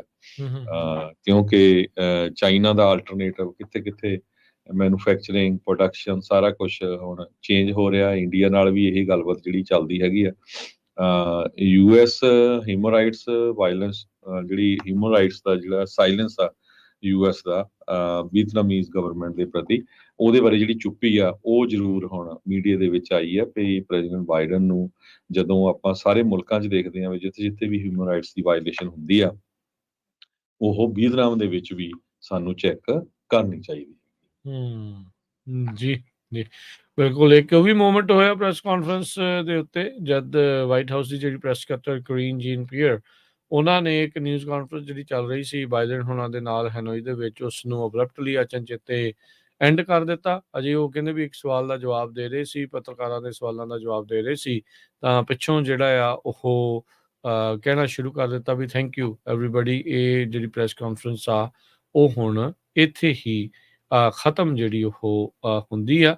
ਬਾਈਡਨ ਹੁਣੀ ਉੱਦਾਂ ਪਰ ਸਟੇਜ ਤੇ ਰਹੇ, ਉਹਨਾਂ ਨੇ ਉਸ ਤੋਂ ਬਾਅਦ ਦੇ ਵਿੱਚ ਕਹਿਣ ਤੋਂ ਬਾਅਦ ਵੀ ਇੱਕ ਅੱਧੇ ਜਿਹੜਾ ਆ ਉਹ ਸਵਾਲ ਦਾ ਜਵਾਬ ਜਿਹੜਾ ਦਿੱਤਾ, ਕਹਿੰਦੇ ਪਰ ਉਹਨਾਂ ਦਾ ਉੱਤਰ ਆ ਕਿਸੇ ਨੂੰ ਸੁਣਿਆ ਨਹੀਂ ਹੈਗਾ। 5 ਸਵਾਲ ਕਹਿੰਦੇ ਆ ਵੀ ਉੱਥੇ ਉਹਨਾਂ ਨੇ ਲਏ ਸੀਗੇ। ਸੋ ਇਹ ਹੁਣ ਦੇਖੋ ਵੀ ਕੀ ਜਿਹੜਾ ਉਹ ਬਣਦਾ ਆ। ਤੇ ਕਹਿੰਦੇ ਉਸ ਟਾਈਮ ਦੇ ਉੱਤੇ ਮੂਮੈਂਟ ਬਣੀ ਆ ਜਦੋਂ ਇੱਕ CNN ਦੀ ਪੋਲ ਇਹ ਦੱਸ ਰਹੀ ਸੀਗੀ ਵੀ 3/4 ਜਿਹੜੇ ਅਮਰੀਕਨਸ ਆ, ਯਾਨੀ ਕਿ 75% ਅਮਰੀਕਨਸ ਉਹ ਕਹਿ ਰਹੇ ਆ ਵੀ ਬਾਈਡਨ ਉਹਨਾਂ ਦੀ ਉਮਰ ਨੂੰ ਲੈ ਕੇ ਉਹ ਨੈਗੇਟਿਵਲੀ ਜਿਹੜਾ ਉਹ ਸੋਚ ਰਹੇ ਹੈਗੇ ਆ ਵੀ ਉਹਨਾਂ ਦੀ ਫਿਜ਼ੀਕਲ ਤੇ ਮੈਂਟਲ ਜਿਹੜੀ ਕੰਪੀਟੈਂਸ ਆ ਉਸ ਨੂੰ ਲੈ ਕੇ। ਲੇਟੈਸਟ ਪੋਲ ਦੇ ਵਿੱਚ ਜੇ ਆਪਾਂ ਅਮਰੀਕਾ ਦੇ ਸਿਆਸਤ ਦਾ ਰੁਖ ਕਰਦੇ ਜਾਈਏ ਇਹਦੇ ਵਿੱਚ ਹੀ ਤਾਂ ਜਿਹੜੇ ਲੇਟੈਸਟ ਪੋਲਸ ਇਹ ਦੱਸ ਰਹੇ ਆ ਪ੍ਰੈਜ਼ੀਡੈਂਟ ਬਾਈਡਨ ਤੇ ਸਾਬਕਾ ਰਾਸ਼ਟਰਪਤੀ ਜਿਹੜੇ ਟਰੰਪ ਆ ਉਹ ਦੋਨੋਂ ਅਜੇ ਨੈਕ ਟੂ ਨੈਕ ਰੇਟਿੰਗਸ ਦੇ ਵਿੱਚ ਚੱਲ ਰਹੇ ਆ। ਡੈਮੋਕ੍ਰੇਟਸ ਇਸ ਕਰਕੇ ਕਾਫੀ ਜ਼ਿਆਦਾ ਜਿਹੜੇ ਘਬਰਾਏ ਹੋਏ ਨਜ਼ਰ ਆ ਰਹੇ ਆ। ਸੋ ਉਹਨਾਂ ਦਾ ਕੀ ਆਉਣ ਵਾਲੇ ਸਮੇਂ 'ਚ ਬਣਨਾ ਆ, ਇਹ ਆਉਣ ਵਾਲੇ ਕੁਝ ਮਹੀਨਿਆਂ ਦੇ ਵਿੱਚ ਹਰਜੋਤ ਸਿੰਘ ਜੀ ਕਾਫੀ ਜਿਹੜਾ ਕਲੀਅਰ ਆ ਉਹ ਹੋ ਜਾਵੇਗਾ। ਅਗਲੀ ਖਬਰ ਵੱਲ ਚਲੀਏ। ਜੋ ਨਾਰਥ ਕੋਰੀਆ ਦਾ ਲੀਡਰ ਕਿਮ ਜੋਂਗ ਉਨ ਉਹ ਰਸ਼ੀਆ ਦੇ ਪ੍ਰੈਜ਼ੀਡੈਂਟ ਵਲਾਡੀਮੀਰ ਪੁਟਿਨ ਨੂੰ ਮਿਲਣ ਜਾ ਰਿਹਾ ਹੈ। ਕਹਿੰਦੇ ਟ੍ਰੇਨ ਦੇ ਵਿੱਚ ਉਹ ਜਾ ਰਿਹਾ ਹੈ, ਤੇ ਕ੍ਰੈਮਲਨ ਨੇ ਆਪਣੀ ਵੈਬਸਾਈਟ ਦੇ ਉੱਤੇ ਵੀ ਜਿਹੜੀ ਇਹ ਵਿਜ਼ਿਟ ਆ ਉਹਦੇ ਬਾਰੇ ਦੱਸਿਆ ਹੈਗਾ। ਨਾਰਥ ਕੋਰੀਆ ਦੇ official Korean central news agency ਨੇ ਕਿਹਾ ਵੀ ਬਿਲਕੁਲ ਉਹ ਮਿਲਣ ਜਾ ਰਿਹਾ ਹੈ। ਹਜੇ ਤੱਕ ਲੋਕੇਸ਼ਨ ਇਹ ਨਹੀਂ ਦੱਸੀ ਹੈਗੀ ਕਿ ਕਿਹੜੀ ਲੋਕੇਸ਼ਨ ਤੇ ਹੋਊਗਾ, ਪਰ ਇਹ ਵੀ ਖਬਰਾਂ ਆ ਰਹੀਆਂ ਰਸ਼ੀਆ ਦੀ ਜੋ ਟਾਸ ਨਿਊਜ਼ ਏਜੰਸੀ ਆ ਉਹਨਾਂ ਵੱਲੋਂ ਵੀ ਇੱਕ ਜੋ ਸ਼ਹਿਰ ਆ ਵਲੈਡੀਵੋਸਟੋਕ ਕਰਕੇ ਆ ਰਸ਼ੀਆ ਦਾ, ਇਹ ਪਿਓਂਗਯਾਂਗ ਤੋਂ 680 ਕਿਲੋਮੀਟਰ ਦੂਰ ਆ, ਜਿੱਥੇ ਕਿਮ ਦੀ ਰਸ਼ੀਆ ਦੇ ਪ੍ਰੈਜ਼ੀਡੈਂਟ ਪੁਟਿਨ ਦੇ ਨਾਲ 2019 ਦੇ ਵਿੱਚ ਮੀਟਿੰਗ ਹੋਈ ਸੀ। ਉਸੇ ਜਗ੍ਹਾ ਦੇ ਉੱਤੇ ਇਹਨਾਂ ਦੀ ਜਿਹੜੀ ਮੀਟਿੰਗ ਆ ਹੋਣ ਜਾ ਰਹੀ ਹੈਗੀ ਆ। ਇਹ ਕਿਮ ਦੀ ਪਹਿਲੀ ਮੀਟਿੰਗ ਹੋਊਗੀ COVID-19 ਦਾ ਜੋ ਪੈਂਡੈਮਿਕ ਆ ਉਸ ਤੋਂ ਬਾਅਦ, ਕਿਉਂਕਿ ਉਸ ਟਾਈਮ ਸਮੇਂ ਉਹਨਾਂ ਨੇ ਆਪਣੇ ਜਿਹੜੇ ਬਾਰਡਰ ਆ ਬਹੁਤ ਜ਼ਿਆਦਾ ਜਿਹੜੇ ਟਾਈਟ ਕਰ ਦਿੱਤੇ ਸੀਗੇ। ਨਾਰਥ ਕੋਰੀਆ ਤੇ ਰਸ਼ੀਆ ਗ੍ਰੀਨ ਟ੍ਰੇਨ ਦੇ ਵਿੱਚ ਇਹ ਜੈਲੋ ਟ੍ਰੇਨ ਜਿਹੜੀ ਉਹ ਟ੍ਰੇਨ ਆ ਜਿਹਦੇ ਵਿੱਚ ਜਾ ਰਿਹਾ ਕਿਮ। ਪਹਿਲਾਂ ਵੀ ਤੁਹਾਨੂੰ ਪਤਾ ਹੋਊਗਾ ਵੀ ਜਿਸ ਟਾਈਮ ਦੇ ਉੱਤੇ ਪ੍ਰੈਜ਼ੀਡੈਂਟ ਟਰੰਪ ਹੁਣੀ ਇਹਨੂੰ ਮਿਲੇ ਸੀਗੇ ਵੀਅਤਨਾਮ ਦੇ ਵਿੱਚ, ਤਦ ਵੀ ਇਹ ਇੱਕ ਟ੍ਰੇਨ ਦੇ ਰਾਹੀਂ ਉੱਥੇ ਪਹੁੰਚਿਆ ਸੀ। ਜੀ ਬਿਲਕੁਲ, ਇਹ ਚੀਨ ਦੇ ਵਿੱਚ ਵੀ ਟ੍ਰੇਨ ਤੇ ਜਾਂਦਾ ਆ, ਦੂਜੇ ਪਾਸੇ ਵੀ ਟ੍ਰੇਨ ਤੇ ਜਾਂਦਾ ਆ। ਜਹਾਜ਼ ਦੇ ਵਿੱਚ ਜਾਣ ਤੋਂ ਡਰ ਸ਼ਾਇਦ ਲੱਗਦਾ ਆ, ਜਾਂ ਇਹਨਾਂ ਨੂੰ ਬਹੁਤੇ ਜਿਹੜੇ ਜਹਾਜ਼ ਆ ਉਹ ਦਿੱਤੇ ਹੈ ਨਹੀਂ ਇਹਨਾਂ ਦੇ ਕੋਲ। ਪਰ ਆਰਮਰਡ ਕਹਿੰਦੇ ਵੀ ਇਸ ਦੀ ਟ੍ਰੇਨ ਹੁੰਦੀ ਆ, ਜਿਹੜੀ ਬੋਗੀ ਦੇ ਵਿੱਚ ਇਹ ਬੈਠਦਾ ਆ। ਤੇ ਹੈ ਤਾਂ ਵੈਸੇ ਬੜੀ ਡਿਫਰੈਂਟ ਜੀ ਜਿਹੜੀ ਗੱਲ, ਪਰ ਕਹਿੰਦੇ ਵੀ ਇਹਨਾਂ ਦੀ ਜਿਹੜੀ ਕੋਰੀਅਨ ਸੈਂਟਰਲ ਨਿਊਜ਼ ਏਜੰਸੀ ਆ, ਉਹ ਇਹ ਕਹਿ ਰਹੀ ਸੀ ਵੀ ਜਿਹੜਾ ਕਾਮਰੇਡ ਕਿਮ ਜੋਂਗ ਉਨ ਆ ਉਹ ਮਿਲਣਗੇ, ਤੇ ਜਿਹੜਾ ਦੂਜਾ ਕਾਮਰੇਡ ਪੁਤਿਨ ਆ ਉਸ ਦੇ ਨਾਲ ਜਿਹੜੀ ਉਹ ਮੁਲਾਕਾਤ ਕੀਤੀ ਜਿਹੜੀ ਉਹ ਜਾਊਗੀ। ਇਹ ਰੀਸੈਂਟਲੀ ਜਿਹੜਾ ਕਿਮ ਜੋਂਗ ਉਨ ਆ ਨਾਰਥ ਕੋਰੀਆ ਵਾਲਾ, ਉਸਨੇ ਧਮਕੀ ਦਿੱਤੀ ਸੀਗੀ ਵੀ ਭਾਈ ਜੇ ਸਾਨੂੰ ਲੋੜ ਪਈ ਤਾਂ ਅਸੀਂ ਨਿਊਕਲੀਅਰ ਹਮਲਾ ਵੀ ਕਰਨ ਨੂੰ ਜਿਹੜਾ ਆ ਉਹ ਰੈਡੀ ਆ। ਮਿਜ਼ਾਈਲਸ ਇਹਨਾਂ ਨੇ ਇਸ ਸਾਲ ਦੇ ਵਿੱਚ ਬਹੁਤ ਜ਼ਿਆਦੀਆਂ ਟੈਸਟ ਕੀਤੀਆਂ ਨੇ। ਲੇਟੈਸਟ ਇੱਕ ਜਿਹੜੀ ਸਬਮਰੀਨ ਆ ਉਹ ਵੀ ਇਹਨਾਂ ਨੇ ਉਸ ਪਾਸੇ ਵੱਲ ਨੂੰ ਜਿਹੜੀ ਉਹ ਤੋਰੀ ਹੈਗੀ ਆ, ਉੱਥੇ ਲੱਗ ਗਈ ਆ। ਸੋ ਇਹ ਹੁਣ ਦੇਖੋ ਅੱਗੇ ਕੀ ਜਿਹੜਾ ਬਣਦਾ ਹੈ। ਪਰ ਇਹ ਵੀ ਹਰਜੋਤ ਸਿੰਘ ਜੀ ਕਿਤੇ ਰਹਿ ਕੇ ਗੱਲਾਂ ਬਾਤਾਂ ਤੇ ਇਦਾਂ ਦੀਆਂ ਚੀਜ਼ਾਂ ਜਿਹੜੀਆਂ ਉਹ ਜਿਹੜੀਆਂ ਉਹ ਕਰਦਾ ਹੀ ਜਿਹੜਾ ਉਹ ਰਹਿੰਦਾ ਆ। ਗ੍ਰੀਨ ਟ੍ਰੇਨ ਕਹਿੰਦੇ ਆ ਵੀ ਉੱਥੇ ਚੜ੍ਹ ਕੇ ਇਹ ਪੁਤਿਨ ਹੋਣਾ ਦੇ ਨਾਲ ਮੁਲਾਕਾਤ ਕਰੂਗਾ। ਪੁਤਿਨ G20 ਦੇ ਵਿੱਚ ਇਸ ਲਈ ਨਹੀਂ ਗਿਆ ਕਿਉਂਕਿ ਜਿਹੜਾ ਇੰਟਰਨੈਸ਼ਨਲ ਕ੍ਰਿਮੀਨਲ ਕੋਰਟ ਆ ਉਹਨਾਂ ਨੇ ਪੁਤਿਨ ਦੇ ਵਾਰੰਟ ਕੱਢੇ ਹੋਏ ਆ ਵੀ ਜਿੱਥੇ ਵੀ ਮਿਲਦਾ ਤੈਨੂੰ ਗ੍ਰਿਫਤਾਰ ਜਿਹੜਾ ਉਹ ਕੀਤਾ ਜਾ ਸਕਦਾ ਆ। ਜਿਹੜਾ ਸ਼ੀ ਜਿਨਪਿੰਗ ਆ ਉਹ ਵੀ G20 ਦੇ ਵਿੱਚ ਨਹੀਂ ਸੀ ਗਿਆ। ਤੇ ਉਧਰ ਇੱਕ ਜਿਹੜੀ ਖਬਰ ਇਹ ਆ ਰਹੀ ਸੀ ਹਰਜੋਤ ਸਿੰਘ ਜੀ ਵੀ ਜਿਹੜੇ ਟਰੂਡੋ ਹੁਣਾਂ ਦਾ ਜਹਾਜ਼ ਰੋਕੀ ਬੈਠੇ ਸੀਗੇ ਇੰਡੀਆ ਵਾਲੇ, ਕਿਉਂਕਿ ਟਰੂਡੋ ਵਾਲਿਆਂ ਨੇ ਕਿਹਾ ਵੀ ਭਾਈ ਸਾਡੇ ਮੁਲਕ 'ਚ ਆਜ਼ਾਦੀ ਆ, ਚਾਹੇ ਉਹ ਖਾਲਿਸਤਾਨ ਦੀ ਕੋਈ ਗੱਲ ਕਰਦਾ ਆ, ਹਾਂ ਹਿੰਸਾ ਨੂੰ ਅਸੀਂ ਰੋਕਦੇ ਆ, ਉਹਨੂੰ ਅਸੀਂ ਰੋਕਾਂਗੇ, ਪਰ ਹਰ ਇੱਕ ਨੂੰ ਆਪਣੇ ਵਿਚਾਰ ਪ੍ਰਗਟਾਵੇ ਕਰਨ ਦੀ ਜਿਹੜੀ ਆ ਉਹ ਪੂਰੀ ਉੱਥੇ ਖੁੱਲ ਰਹੀ ਆ ਤੇ ਰਹੇਗੀ। ਜੀ, ਅਗਲੀ ਖਬਰ ਮੋਰਾਕੋ ਤੋਂ ਆ ਰਹੀ ਹੈ। ਮੋਰਾਕੋ ਦੇ ਵਿੱਚ ਇੱਕ ਬਹੁਤ ਵੱਡਾ ਭੂਚਾਲ ਸ਼ੁੱਕਰਵਾਰ ਨੂੰ ਆਇਆ, ਜਿਹਦੇ ਨਾਲ ਹੁਣ ਤੱਕ ਕਹਿੰਦੇ 2500 ਦੇ ਕਰੀਬ 2497 ਮੌਤਾਂ ਕਨਫਰਮ ਹੋ ਚੁੱਕੀਆਂ ਤੇ 2500 ਦੇ ਕਰੀਬ ਹੋਰ ਲੋਕ ਫੱਟੜ ਹੋਏ ਹੈਗੇ ਆ। ਯੂਰਪੀਅਨ ਕੰਟਰੀਜ਼ ਕਾਫੀ ਜ਼ਿਆਦਾ ਜਿਹੜੀ ਆ ਏਡ ਉਹਨਾਂ ਨੂੰ ਭੇਜ ਰਹੀ ਹੈਗੀ ਆ। ਮੋਰਾਕੋ 'ਚ ਪਹਿਲਾਂ ਵੀ ਭੂਚਾਲ ਆਉਂਦੇ ਰਹਿੰਦੇ ਆ, ਪਰ ਕਿਉਂਕਿ ਆਪਾਂ ਨੂੰ ਪਤਾ ਹੀ ਆ ਵੀ ਉਸ ਮੁਲਕ ਦੇ ਵਿੱਚ ਬਹੁਤ ਸਾਰੀਆਂ ਬਿਲਡਿੰਗਾਂ ਇੱਟਾਂ ਦੀਆਂ ਬਣੀਆਂ ਹੁੰਦੀਆਂ, ਤੇ ਜਦੋਂ ਫਿਰ ਭੂਚਾਲ ਆਉਂਦਾ ਆ ਉਹਦੇ ਨਾਲ ਲੋਕਾਂ ਦੇ ਸੱਟ ਚੋਟ ਤੇ ਮੌਤਾਂ ਦੀ ਗਿਣਤੀ ਬਹੁਤ ਜ਼ਿਆਦਾ ਵੱਧਦੀ ਹੈਗੀ ਆ। So far Britain, Spain, Qatar, UAE ਤੇ ਫਰਾਂਸ ਇਹਨਾਂ ਨੇ 5 ਮਿਲੀਅਨ ਯੂਰੋ ਜੋ ਆ ਉਹ ਉਹਨਾਂ ਨੂੰ ਅਨਾਉਂਸ ਕੀਤੇ ਹੈਗੇ ਆ। ਮੋਰਾਕੋ ਜੋ ਆ ਇੱਕ ਸੋਵਰਨ ਕੰਟਰੀ ਹੈਗੀ ਆ। French minister for foreign affair ਜੋ ਕੈਥਰੀਨ ਕੋਲਨਾ ਆ, ਉਹਨਾਂ ਨੇ ਇਹ ਕਿਹਾ ਵੀ ਜਿਹੜਾ ਵੀ ਕੋਈ ਬੰਦਾ ਸਾਡੀ ਸਪੋਰਟ ਕਰੂਗਾ ਅਸੀਂ ਉਹਦੀ ਜਿਹੜੀ ਆ ਵੈਲਕਮ ਕਰਦੇ ਹੈਗੇ ਆ। ਇਹ ਭੂਚਾਲ ਜੋ ਉੱਥੇ ਆਇਆ ਸੀ ਕਾਫੀ ਹਾਈ ਮੈਗਨੀਟਿਊਡ ਦਾ ਸੀ, ਜਿਹਦੇ ਕਰਕੇ ਇੰਨਾ ਜ਼ਿਆਦਾ ਜੋ ਨੁਕਸਾਨ ਹੋਇਆ ਆ। UN ਦੇ ਮੁਤਾਬਕ 3 ਲੱਖ ਤੋਂ ਵੱਧ ਲੋਕ ਇਸ ਭੂਚਾਲ ਦੇ ਨਾਲ ਪ੍ਰਭਾਵਿਤ ਹੋਏ ਹੈਗੇ ਆ। 100 ਦੇ ਕਰੀਬ ਟੀਮਸ ਜੋ ਰੈਸਕਿਊ ਟੀਮਸ ਆ, ਜਿਨ੍ਹਾਂ ਦੇ ਵਿੱਚ 3500 ਰੈਸਕਿਊਰਸ ਹੈਗੇ ਆ ਜੋ UN ਦੇ ਨਾਲ ਰਜਿਸਟਰਡ ਆ, ਉਹ ਮੋਰਾਕੋ ਦੇ ਵਿੱਚ ਲੋਕਾਂ ਨੂੰ ਲੱਭ ਰਹੇ ਆ ਜੋ ਮਲਬੇ ਦੇ ਥੱਲੇ ਦੱਬੇ ਹੋਏ ਹੈਗੇ। ਜੀ ਬਹੁਤ ਜ਼ਿਆਦਾ ਸਥਿਤੀ ਇਸ ਟਾਈਮ ਮਾੜੀ ਆ। ਬਹੁਤ ਜ਼ਿਆਦੀਆਂ ਵੀਡੀਓਜ਼ ਜਿਹੜੀਆਂ ਆ ਰਹੀਆਂ, ਕਿਉਂਕਿ ਹੁਣ ਸਭ ਨੂੰ ਹੀ ਪਤਾ ਹਰ ਥਾਂ ਦੇ ਉੱਤੇ ਜਿਹੜੇ CCTV ਕੈਮਰੇ ਲੱਗੇ ਹੋਏ ਆ। ਇਹ ਜਿਹੜਾ ਭੂਚਾਲ ਆ 6.8 ਤੀਬਰਤਾ ਦਾ ਜਿਹੜਾ ਆਇਆ ਆ ਨਦਰਨ ਅਫਰੀਕਾ ਦੀ ਟਿਪ ਦੇ ਉੱਤੇ। ਇਹ ਜਿਹੜਾ ਮੁਲਕ ਆ ਮੋਰਾਕੋ, ਬਹੁਤ ਰੇਅਰ ਅਕਰੈਂਸ ਆ ਜਿਹੜਾ ਇੰਨਾ ਖਤਰਨਾਕ ਭੂਚਾਲ ਜਿਹੜਾ ਆ ਉੱਥੇ ਆਉਣਾ। ਕਹਿੰਦੇ ਵੀ ਪਿਛਲੇ 60 ਸਾਲਾਂ 'ਚ ਪਹਿਲੀ ਵਾਰੀ ਇਹ ਡੈਡਲੀਐਸਟ ਭੂਚਾਲ ਜਿਹੜਾ ਆ ਹੁਣ ਤੱਕ ਆ ਚੁੱਕਾ ਆ। 2681 ਜਾਣਿਆਂ ਦੇ ਮਰਨ ਦੀ ਪੁਸ਼ਟੀ ਹੋ ਚੁੱਕੀ ਆ ਤੇ 2500 ਤੋਂ ਵੱਧ ਜ਼ਖਮੀ ਦੱਸੇ ਆ। ਜੇ ਤਾਂ ਪਤਾ ਨਹੀਂ ਕਿੰਨੇ ਘਰੋਂ ਬੇਘਰ ਨੇ ਤੇ ਕਿੰਨਾ ਜਿਹੜਾ ਆ ਉਹ ਹਾਲਾਤ ਉੱਥੇ ਮਾੜੇ ਜਿਹੜੇ ਬਣੇ ਪਏ ਹੈਗੇ ਆ। ਸੋ ਕਹਿੰਦੇ ਵੀ ਇਹ ਮੋਰਾਕੋ ਤੇ ਇਬਰੀਆ ਮਾਈਕਰੋ ਪਲੇਟਸ ਆ, ਉਹਨਾਂ ਦੇ ਦਰਮਿਆਨ ਜਿਹੜੀਆਂ ਫਾਲਟ ਲਾਈਨ ਸੀਗੀ ਉਸ ਦੇ ਦਰਮਿਆਨ ਜਿਹੜਾ ਆਪਸ ਦੇ ਵਿੱਚ ਖਹਿ ਜਾਣਾ, ਉਹਦੇ ਕਰਕੇ ਜਿਹੜਾ ਭੂਚਾਲ ਆ ਇਹ ਦੱਸਿਆ ਗਿਆ ਹੈਗਾ ਵੀ ਉਹ ਆਇਆ ਆ। ਸੋ ਲਗਾਤਾਰ ਉੱਥੇ ਹੁਣ ਰਾਹਤ ਕਾਰਜ ਜਿਹੜੇ ਆ ਉਹ ਚੱਲ ਰਹੇ ਨੇ। ਅਜੇ ਹੋਰ ਇਹ ਆંકੜਾ ਕਾਫੀ ਉੱਤੇ ਤੱਕ ਜਾਣ ਦੀਆਂ ਕਿਆਸਰਾਈਆਂ ਜਿਹੜੀਆਂ ਆ ਉਹ ਦੱਸੀਆਂ ਜਾ ਰਹੀਆਂ ਆ। ਸੋ ਕਹਿੰਦੇ ਵੀ 1960 ਦੇ ਵਿੱਚ ਇੱਕ ਵਾਰੀ ਇੱਦਾਂ ਦਾ ਹੀ ਬਹੁਤ ਖਤਰਨਾਕ ਭੁਚਾਲ ਉਹ ਆਇਆ ਸੀ। ਉਸ ਟਾਈਮ ਦੇ ਉੱਤੇ 12,000 ਤੋਂ 15,000 ਲੋਕ ਮਾਰੇ ਗਏ ਸੀਗੇ ਤੇ ਹਜ਼ਾਰਾਂ ਦੀ ਸੰਖਿਆ ਦੇ ਵਿੱਚ ਲੋਕ ਉਦੋਂ ਹੋਮਲੈਸ ਹੋ ਗਏ ਸੀਗੇ। ਸੋ ਕਹਿੰਦੇ ਵੀ US ਜੀਓਲੋਜੀਕਲ ਸਰਵੇ ਵਾਲੇ ਕਹਿੰਦੇ ਆ ਵੀ ਅਜੇ ਤੱਕ ਇਸ ਥਾਂ ਦੇ ਉੱਤੇ ਪਹਿਲੀ ਵਾਰੀ ਆ 6.8 ਜਾਂ ਉਸ ਤੋਂ ਵੱਧ ਤੀਬਰਤਾ ਦਾ ਜਿਹੜਾ ਆ ਉਹ ਭੁਚਾਲ ਆਇਆ ਹੋਵੇ। ਆਪਾਂ ਇੱਕ ਬ੍ਰੇਕ ਲੈਂਦੇ ਹਾਂ। ਬ੍ਰੇਕ ਤੋਂ ਬਾਅਦ ਕਿਸ ਤਰ੍ਹਾਂ ਇੰਗਲੈਂਡ ਦੇ ਪ੍ਰਾਈਮ ਮਿਨਿਸਟਰ ਰਿਸ਼ੀ ਸੁਨਾਕ ਨੇ ਜੱਗੀ ਜੌਲ ਦੀ ਜੋ ਇਸ਼ੂ ਆ ਉਹ ਇੰਡੀਆ ਦੇ ਪ੍ਰਾਈਮ ਮਿਨਿਸਟਰ ਮੋਦੀ ਦੇ ਨਾਲ ਉਠਾਇਆ ਹੈਗਾ। ਇਕਨੋਮੀ ਰਿਸੈਸ਼ਨ 'ਚ ਜਾ ਰਹੀ ਆ। 2024 ਤੱਕ ਵੀ ਕਹਿੰਦੇ ਇੰਟਰਸਟ ਰੇਟ ਡਾਊਨ ਨਹੀਂ ਜਾਊਗਾ, ਇੱਦਾਂ ਹੀ ਰਹੂਗਾ ਤੇ ਕੰਜ਼ਿਊਮਰ ਕਾਫੀ ਘਬਰਾਏ ਹੋਏ ਆ USA ਦੇ ਵਿੱਚ। ਕਹਿੰਦੇ ਕਰਾਂਗੇ ਵੀ ਬਿਲਕੁਲ ਜੀ ਇਸ ਸਾਰੀ ਚੀਜ਼ ਦੇ ਉੱਤੇ ਗੱਲਬਾਤ, ਇਕਨੋਮੀ ਨੂੰ ਲੈ ਕੇ, ਰਿਸ਼ੀ ਸੁਨਾਕ ਨੂੰ ਲੈ ਕੇ ਤੇ ਹੋਰ ਗੱਲਾਂ, ਹੋਰ ਖਬਰਾਂ ਦੇ ਉੱਤੇ ਮਿਲਦੇ ਹਾਂ ਬ੍ਰੇਕ ਤੋਂ ਬਾਅਦ 'ਚ।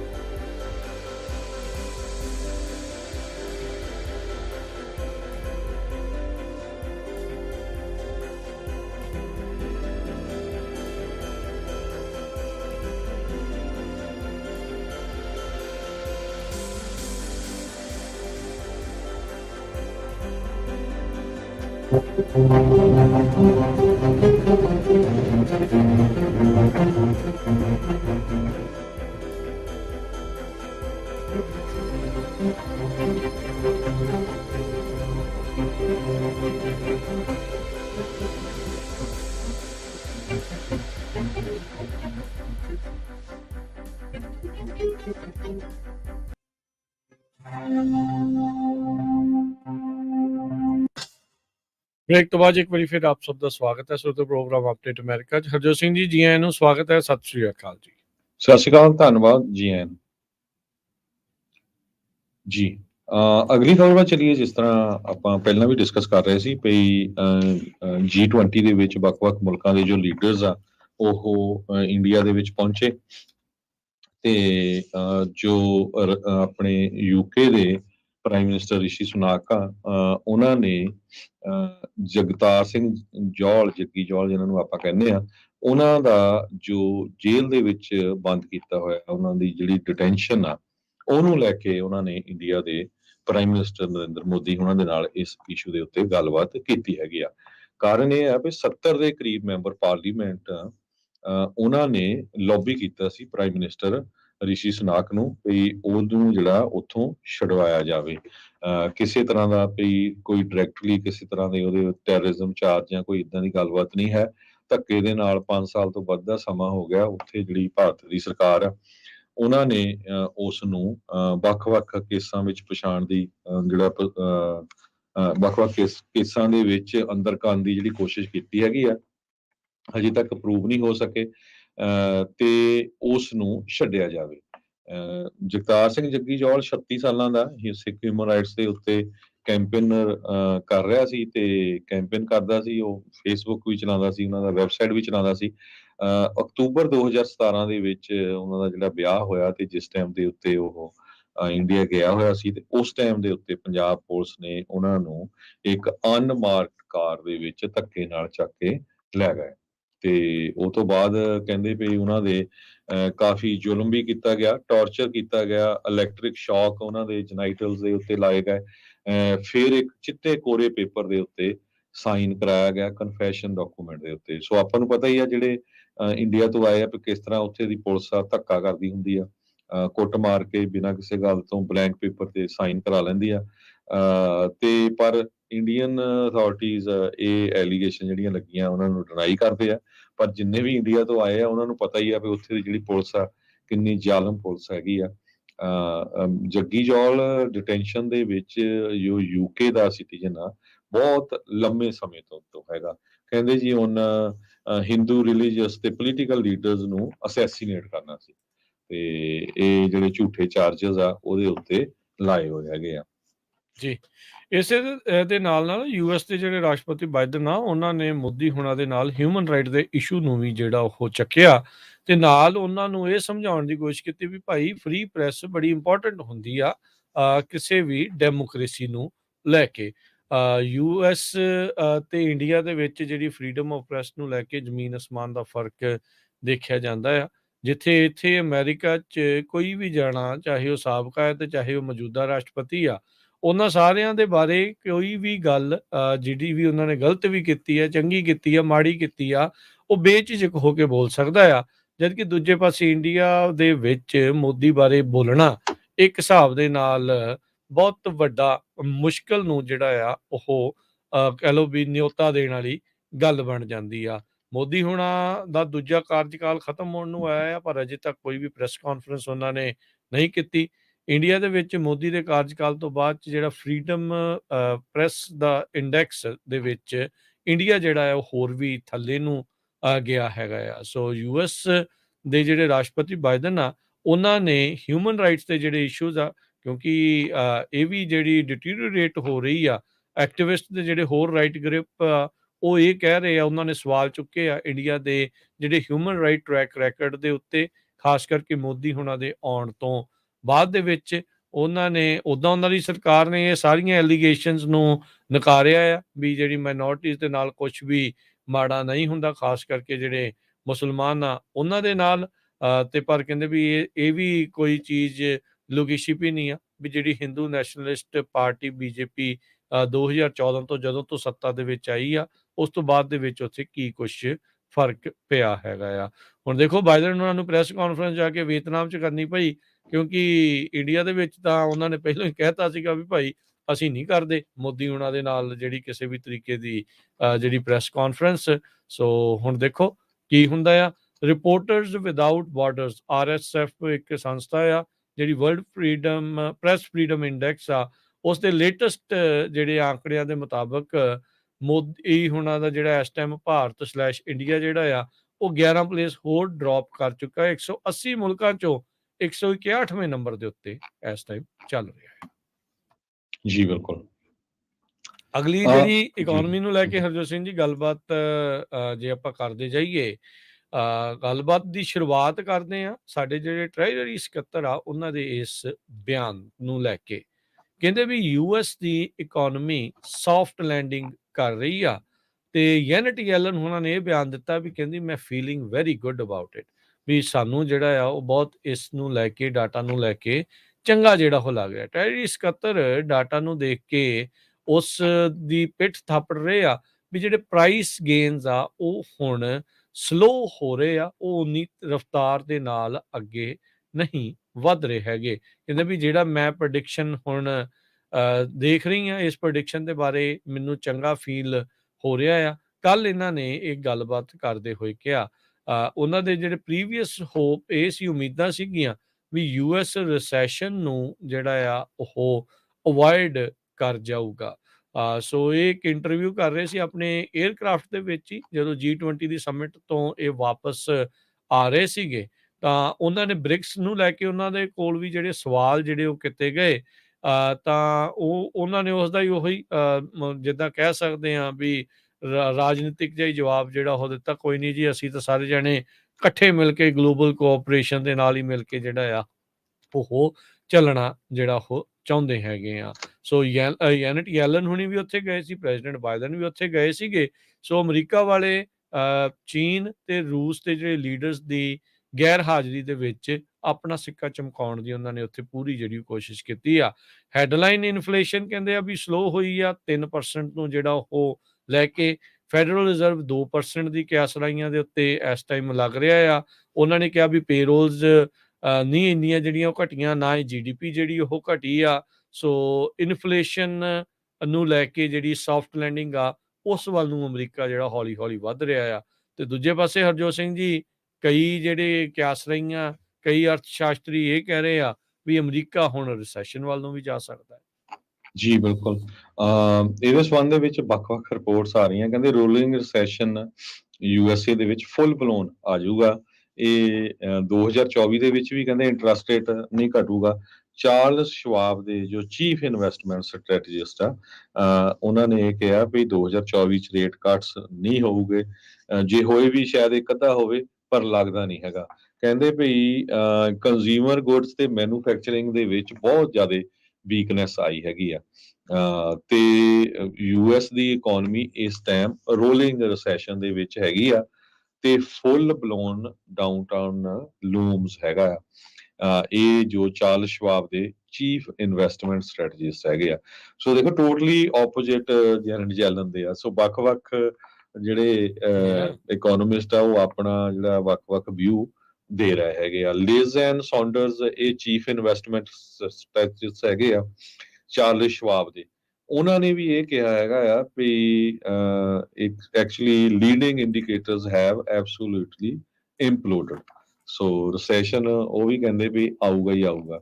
ਆਪਾਂ ਦੇਖ ਰਹੇ ਹਾਂ ਮਹਿੰਗਾਈ ਹਜੇ ਵੀ ਬਹੁਤ ਜ਼ਿਆਦਾ ਆ। ਇਨਫਲੇਸ਼ਨ 9% ਤੱਕ ਲਾਸਟ ਈਅਰ ਪਹੁੰਚ ਗਈ ਸੀ, ਹੁਣ ਇਹ ਕਹਿ ਰਹੇ ਆ ਵੀ ਕਾਫੀ ਘਟ ਗਈ ਹੈਗੀ ਆ 5% ਮੇ ਵੀ 3%, ਪਰ ਲੱਗਦਾ ਕਿਸੇ ਨੂੰ ਨਹੀਂ ਕਿਉਂਕਿ ਹਰ ਚੀਜ਼ ਮਹਿੰਗੀ ਹੈ। ਕੋਈ ਚੀਜ਼ ਨਹੀਂ ਲੱਗ ਰਹੀ ਵੀ ਜਿਹੜੀ ਆ ਉਹਦੀ ਪ੍ਰਾਈਸ ਘਟੀ ਹੋਵੇ। ਪਿਛਲੇ ਕੁਝ ਹਫ਼ਤਿਆਂ ਤੋਂ ਗੈਸ ਦੀਆਂ ਪ੍ਰਾਈਸਿਸ ਫਿਰ ਮੁੜ ਕੇ $5 ਤੋਂ ਉੱਪਰ ਜਿਹੜੀਆਂ ਚਲੇ ਗਈਆਂ ਹੈਗੀਆਂ। ਜੀ ਹੁਣ ਤੁਸੀਂ ਦੇਖੋ ਵੀ ਕਿਤੇ ਕੋਈ ਖਬਰ ਆ ਰਹੀ ਹੈ, ਕਿਤੇ ਕੋਈ ਖਬਰ ਆ ਰਹੀ। ਯੈਨਟ ਯੈਲਨ ਕੁਛ ਕਹਿ ਰਹੇ, ਉਹ ਕਹਿੰਦੇ ਵੀ ਅਸੀਂ ਫੀਲ ਗੁੱਡ ਕਰ ਰਹੇ ਹਾਂ ਸੌਫਟ ਲੈਂਡਿੰਗ ਨੂੰ ਲੈ ਕੇ। ਸੌਂਡਰਸ ਕਹਿ ਰਹੇ ਆ ਵੀ ਆਪਾਂ ਰੋਲਿੰਗ ਰਿਸੈਸ਼ਨ ਦੇ ਵਿੱਚ ਆ। ਫੈਡਸ ਜਿਹੜੇ ਇੰਟਰਸਟ ਰੇਟ ਆ ਉਹ ਅਗਲੇ ਸਾਲ ਤੱਕ ਵੀ ਜਿਹੜਾ ਉਹ ਨਹੀਂ ਘਟਾਉਣਗੇ। ਉਹ ਹੁਣ ਜਿਹੜੇ ਬਿਜ਼ਨਸਿਸ ਨੂੰ ਲੈ ਕੇ ਇੱਕ ਬੋਸਟਨ ਦੀ ਅਖਬਾਰ ਉਹ ਇਦਾਂ ਦੇ ਆਰਟੀਕਲ ਉਹਨਾਂ ਦੇ ਇਹ ਵੀ ਆ ਰਹੇ ਆ ਵੀ ਸਟੈਡੀ ਆ, ਉਹਨਾਂ ਦਾ ਕੌਨਫੀਡੈਂਸ ਜਿਹੜਾ ਉਹ ਠੀਕ ਚੱਲ ਰਿਹਾ, ਕਿਉਂਕਿ ਕਹਿੰਦੇ ਵੀ ਜਿਹੜੇ ਰਿਸੈਸ਼ਨ ਦਾ ਖਤਰਾ ਹੈ ਉਹ ਲਗਾਤਾਰ ਘਟ ਰਿਹਾ ਹੈਗਾ ਆ। ਉਧਰ ਯੂਰਪ ਤੋਂ ਖਬਰਾਂ ਇਹ ਆ ਰਹੀਆਂ ਵੀ ਜਿਹੜਾ ਜਰਮਨੀ ਆ ਉਹਦੀ GDP ਦੇ ਵਿੱਚ ਕਹਿ ਲਓ ਵੀ ਗਿਰਾਵਟ ਦਰਜ ਹੋ ਰਹੀ ਆ। ਕਹਿੰਦੇ ਵੀ ਮੇਜਰ ਯੂਰਪੀਅਨ ਇਕੋਨਮੀ ਹੋਊਗੀ ਜਿਹੜੀ ਕੰਟਰੈਕਟ ਹੋਊਗੀ, ਯਾਨੀ ਕਿ ਸੁੰਗੜੂਗੀ ਜਿਸ ਤਰੀਕੇ ਨਾਲ ਉੱਥੇ ਉਹਨਾਂ ਦੇ ਰਿਸੈਸ਼ਨ ਦਾ ਖਤਰਾ ਜਿਹੜਾ ਆ ਉਹ ਬਣਿਆ ਪਿਆ ਹੈਗਾ ਆ। ਸੋ ਲੈਟਸ ਸੀ ਕੀ ਜਿਹੜਾ ਉਹ ਬਣਦਾ ਹੈ। ਬਾਕੀ wait and watch the policy ਆਪਾਂ ਨੂੰ ਹਮੇਸ਼ਾ ਦੇਖ ਕੇ ਚੱਲਣੀ ਜਿਹੜੀ ਉਹ ਚਾਹੀਦੀ ਆ। ਅਮਰੀਕਾ ਡੀਫਲੇਸ਼ਨ ਤੋਂ ਇਨਫਲੇਸ਼ਨ ਦੇ ਵਿੱਚ ਜਿਹੜਾ ਉਹ ਪਹੁੰਚਿਆ, ਫੈਡ ਨੇ ਹਰ ਸਾਲ ਨਵੇਂ ਨੋਟ ਛਾਪਣੇ ਹੁੰਦੇ, ਉਹ ਇੰਜੈਕਟ ਕਰਨੇ ਹੋਣੇ ਆ, ਤੇ ਉਹ ਜਦੋਂ ਇੰਜੈਕਸ਼ਨ ਲੱਗਦਾ ਆ ਤੇ ਉਹਦੇ ਨਾਲ ਆਟੋਮੈਟਿਕਲੀ ਜਿਹੜਾ ਇਨਫਲੇਸ਼ਨ ਆ ਉਹ ਬਣਦੀ ਆ। ਚੀਜ਼ਾਂ ਜਿਹੜੀਆਂ ਹੁਣ ਮਹਿੰਗੀਆਂ ਹੋ ਚੁੱਕੀਆਂ ਆ ਉਹ ਹੁਣ ਘਟਣਗੀਆਂ, ਇਹਦੀ ਆਪਾਂ ਨੂੰ ਕਿਆਸ ਰਾਈ ਜਿਹੜੀ ਉਹ ਹਟਾ ਦੇਣੀ ਚਾਹੀਦੀ ਆ, ਕਿਉਂਕਿ ਇੱਕ ਵਾਰੀ ਹੋਈਆਂ ਮਹਿੰਗੀਆਂ ਚੀਜ਼ਾਂ ਉਹ ਦੁਬਾਰਾ ਘੱਟ ਪ੍ਰਾਈਸ ਦੇ ਉੱਤੇ ਮਿਲਣਗੀਆਂ, ਇਹ ਬਹੁਤ ਹੀ ਘੱਟ ਚਾਂਸ ਹੁੰਦੇ। ਹਾਂ, ਕਿਤੇ ਕਿਤੇ ਕੋਈ ਟਾਵੀ ਚੀਜ਼ ਜਿਹੜੀ ਆ ਉਹਦਾ ਪ੍ਰਾਈਸ ਘਟ ਸਕਦਾ ਆ, ਪਰ ਸਾਰਿਆਂ ਦਾ ਘਟਣਾ ਜਿਹੜਾ ਇਹ ਨਾਮੁਮਕਿਨ ਜਿਹੜਾ ਉਹ ਹੋਊਗਾ। ਸੋ ਇਹ ਆਲਦੋ ਆਪਾਂ ਤੁਹਾਨੂੰ ਨੰਬਰਾਂ ਦਾ ਝੋਲ ਕਈ ਵਾਰੀ ਜਿਹੜਾ ਉਹ ਦੱਸ ਚੁੱਕੇ ਆ, ਇਸ ਦੇ ਵਿੱਚ ਖਾਸ ਕਰਕੇ ਇਨਫਲੇਸ਼ਨ ਦੇ ਆંકੜਿਆਂ ਨੂੰ ਲੈ ਕੇ ਵੀ ਕਿੱਦਾਂ ਸ਼ੋਅ ਕਰਨਾ ਤੇ ਕਿੱਦਾਂ ਇਹ ਸਾਰਾ ਕੁਛ ਉਹ ਪੇਸ਼ ਕੀਤਾ ਜਾਂਦਾ ਆ। ਪਰ 2% ਫੈਡ ਹਰ ਸਾਲ ਇਨਫਲੇਸ਼ਨ ਉਹ ਚਾਹੁੰਦਾ ਹੀ ਆ ਵੀ ਉਹ ਹੋਵੇ, ਚੀਜ਼ਾਂ ਜਿਹੜੀਆਂ ਉਹ ਹੌਲੀ-ਹੌਲੀ ਮਹਿੰਗੀਆਂ ਜਿਹੜੀਆਂ ਉਹ ਹੁੰਦੀਆਂ ਜਾਂਦੀਆਂ ਰਹਿਣ। 2% ਦੇ ਨਾਲ ਕਿਸੇ ਨੂੰ ਫਿਰ ਇੱਦਾਂ ਵੀ ਬਹੁਤੀ ਜ਼ਿਆਦਾ ਪੀੜ ਜਿਹੜੀ ਉਹ ਨਹੀਂ ਹੁੰਦੀ। ਆਲਦੋ ਆਪਾਂ ਜਿਹੜੀਆਂ ਚੀਜ਼ਾਂ ਹਰਜੋਤ ਸਿੰਘ ਜੀ ਦੇਖੀਆਂ ਆ, ਰੋਜ਼ਮर्रा ਦੀਆਂ ਚੀਜ਼ਾਂ ਤਾਂ 2%, 9%, 10% ਕੀ ਕਿਤੇ-ਕਿਤੇ ਤੇ 20-20, 30-30% ਵੀ ਜਿਹੜੀਆਂ ਉਹ ਵੱਧ ਚੁੱਕੀਆਂ ਹੈਗੀਆਂ। ਸੋ ਇਹ ਆਪਾਂ ਨੂੰ ਜ਼ਰੂਰ ਧਿਆਨ ਦੇ ਵਿੱਚ ਰੱਖਣਾ ਚਾਹੀਦਾ ਆ ਵੀ ਇਹ ਜਿਹੜੇ ਨੰਬਰਸ ਆ ਇਹ ਓਵਰਆਲ ਇਕੋਨਮੀ ਨੂੰ ਤਾਂ ਕਈ ਵਾਰੀ ਇਹ ਕਹਿ ਸਕਦੇ ਆ ਵੀ ਅਸੀਂ ਪੇਸ਼ ਕਰ ਰਹੇ ਹਾਂ, ਪਰ ਹਰ ਇੱਕ ਆਮ ਇਨਸਾਨ ਦੀ ਜਿਹੜੀ ਜ਼ਿੰਦਗੀ ਦੇ ਨਾਲ ਇਹ ਨੰਬਰ ਟੋਟਲੀ ਕਈ ਵਾਰੀ ਮੈਚ ਨਹੀਂ ਕਰਦੇ ਹੁੰਦੇ। ਸੋ ਇਹ ਪਾਲਿਸੀ ਹਮੇਸ਼ਾ ਹੀ ਤੁਹਾਨੂੰ ਇਹ ਰੱਖਣੀ ਚਾਹੀਦੀ ਆ, ਸੇਵਿੰਗ ਤੁਹਾਡੇ ਕੋਲ ਕੁਛ ਨਾ ਕੁਛ ਜ਼ਰੂਰ ਹੋਵੇ, ਤੇ ਬਾਕੀ ਵੇਟ ਐਂਡ ਵਾਚ ਵੀ ਜਿਹੜਾ ਉਹ ਨਾਲ ਦੇ ਨਾਲ ਕਰਦੇ ਰਹਿਣਾ ਚਾਹੀਦਾ ਆ।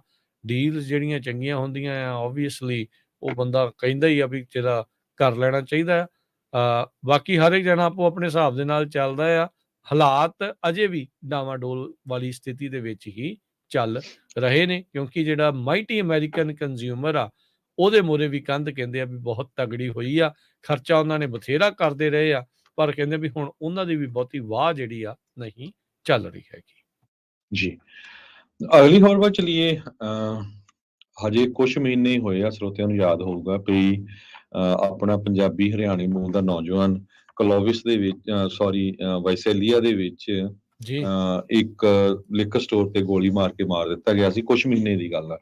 ਇੱਕ ਹੋਰ ਬਹੁਤ ਬੁਰੀ ਖਬਰ ਆ ਰਹੀ ਆ ਲਾਸ ਐਂਜਲਸ ਤੋਂ 2 ਦਿਨ ਪਹਿਲਾਂ, ਜੋ ਕੂਡੇ ਟਾਊਨ ਹੈਗਾ ਆ, ਸਰਕਲ ਕੇ ਗੈਸ ਸਟੇਸ਼ਨ, ਉੱਥੇ ਇੱਕ ਹਰਿਆਣਵੀ ਮੂਲ ਦਾ ਆਪਣਾ ਨੌਜਵਾਨ ਅਰਵਿੰਦ, ਜਿਸ ਦਾ ਨਾਂ ਦੱਸਿਆ ਗਿਆ ਆ, ਉਸ ਨੂੰ ਤੜਕੇ 4:50 ਤੇ ਗੋਲੀਆਂ ਮਾਰ ਕੇ ਮਾਰ ਦਿੱਤਾ ਗਿਆ। ਇਹ ਜੋ ਸਰਕਲ ਕੇ ਦਾ ਗੈਸ ਸਟੇਸ਼ਨ ਆ, ਇਹ ਲੋਕੇਟਡ ਆ 5000 ਬਲਾਕ ਆਫ ਕਲਾਰਾ ਸਟਰੀਟ ਤੇ ਇੰਟਰਸੈਕਸ਼ਨ ਹੈਗਾ ਵਿਲਕੌਕਸ ਐਵਨਿਊ ਦਾ।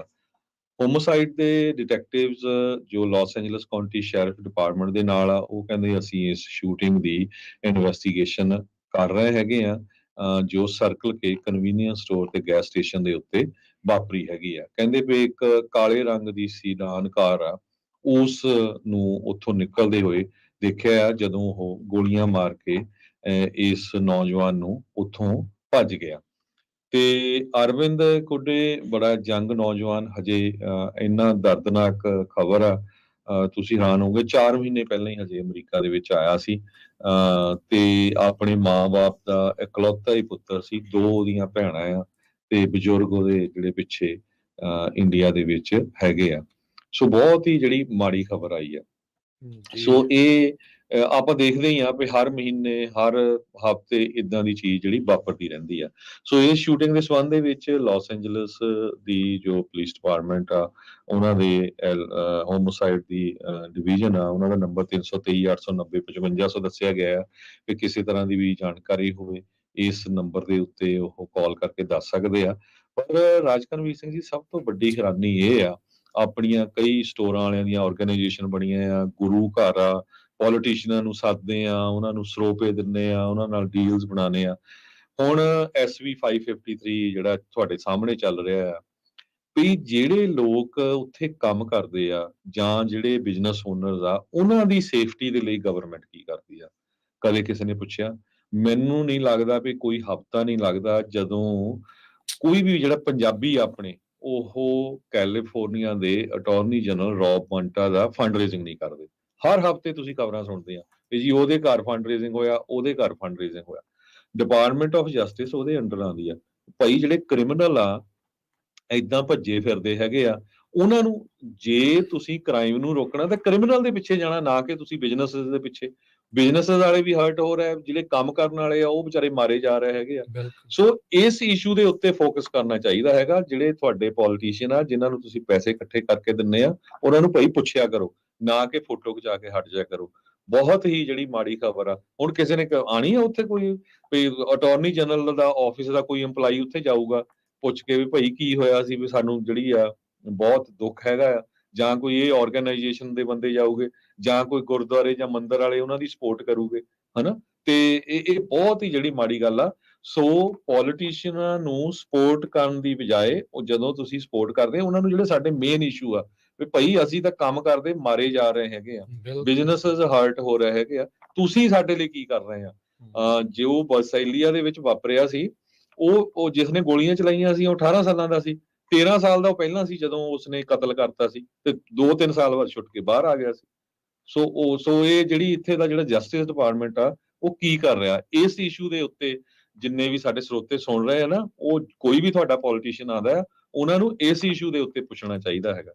ਬਿਲਕੁਲ ਜੀ, ਇਹ LA ਦੇ ਵਿੱਚ ਹੀ ਪੈਂਦਾ ਆ, ਤੇ ਇਹ ਕਲਾਰਾ ਸਟਰੀਟ ਤੇ ਵਿਲਕਾਕਸ ਐਵੀਨਿਊ ਉਹਦੀ ਇੰਟਰਸੈਕਸ਼ਨ ਦੇ ਲਾਗੇ ਆ, ਜਿਹੜਾ ਸਰਕਲ ਕੇ, ਜਿੱਥੇ ਇਹ ਸਾਰਾ ਕੁਝ ਵਾਪਰਿਆ, ਜਿੱਥੇ ਗੋਲੀ ਕਾਂਡ ਜਿਹੜਾ ਹੋਇਆ।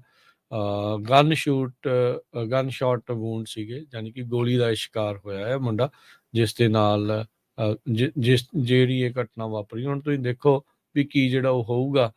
ਉਹ ਤਾਂ ਹੁਣ ਤੁਸੀਂ ਕਹਿੰਦੇ ਨਾ ਵੀ ਵਰਕਪਲੇਸ ਵਾਇਲੈਂਸ ਜਿਹੜੀ ਉਹ ਰੋਕਣੀ, ਉਦੋਂ ਹੀ ਰੁਕਣੀ ਆ ਜਦੋਂ ਤੁਸੀਂ ਵਾਇਲੈਂਟ ਕ੍ਰਿਮੀਨਲਸ ਆ ਉਹਨਾਂ ਨੂੰ ਅੰਦਰ ਕਰੋਗੇ, ਨਾ ਕਿ ਬਾਹਰ ਜਿਹੜੇ ਆ ਉਹ ਖੁੱਲੇ ਜਿਹੜੇ ਛੱਡੋਗੇ।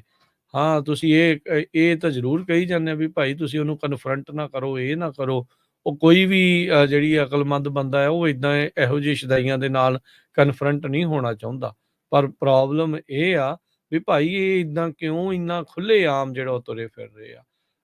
ਪ੍ਰਿਜ਼ਨਰਸ ਦਾ ਆਂਕੜਾ ਘਟ ਰਿਹਾ, ਤੁਸੀਂ ਇਹ ਬਹਾਨਾ ਲਾਉਂਦੇ ਆ ਵੀ ਸਾਡੇ ਤੇ ਭਾਰ ਦਾ ਬੋਝ ਜਿਹੜਾ ਉਹ ਪੈਂਦਾ। ਨੋ ਡਾਊਟ ਇਸ ਚੀਜ਼ ਨੂੰ ਲੋਕ ਮੰਨਦੇ ਹੋਣਗੇ, ਪਰ ਉਹ ਲੋਕ ਜਿਨ੍ਹਾਂ ਨੂੰ ਛੋਟੇ ਕ੍ਰਾਈਮਸ ਦੀ ਕੋਈ ਸਜ਼ਾ ਨਹੀਂ ਮਿਲਦੀ, ਉਹ ਹੌਲੀ ਹੌਲੀ ਆਪਣਾ ਜਿਹੜਾ ਹੱਥ ਆ ਉਹ ਵੱਡੇ ਕ੍ਰਾਈਮਸ ਵੱਲ ਨੂੰ ਪਾਉਣਾ ਸ਼ੁਰੂ ਕਰ ਦਿੰਦੇ ਆ।